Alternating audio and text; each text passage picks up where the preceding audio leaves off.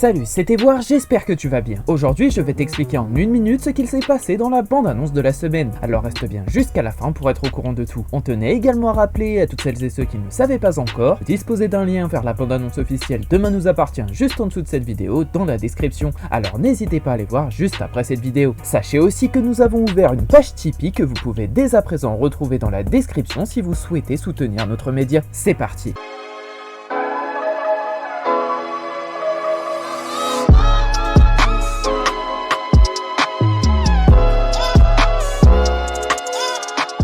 La semaine dernière, Karim a risqué gros en infiltrant un dangereux réseau sous une fausse identité afin de coincer le mystérieux Mr. Hyde. Son mensonge a mis en péril sa relation avec Emily, qui l'a surpris dans une situation compromettante. Fred, affaibli, s'est quant à lui effondré en plein cours avant de disparaître mystérieusement le vendredi 13, plongeant Victoire dans l'angoisse. Pour cette semaine dans Demain nous appartient, Victoire est toujours à la recherche de son amoureux Fred Lecomte, qui n'a toujours pas pointé le bout de son nez. Fred Lecomte a disparu, Victoire Lazzari est très inquiète pour son chéri. Elle est accompagnée de ses amis Georges et Soraya Bédiard pour distribuer des avis de recherche à travers toute la ville. Mais le temps est compté, surtout vu l'état dans lequel se trouvait Fred peu avant sa disparition. De leur côté, Sarah et Roxane se réconcilient enfin la semaine prochaine, et ça va nous faire beaucoup de bien. Roxane Thiémen est de retour chez elle avec Enora. Pour fêter ses retrouvailles, Sarah Reno, sa femme, lui offre un beau bouquet. Les amoureuses laissent derrière elles l'épisode difficile qu'elles ont traversé dernièrement, et tous leurs collègues se réjouissent de l'amour qui les réunis à nouveau. Puis Jay-Z et Beyoncé débarquent à 7.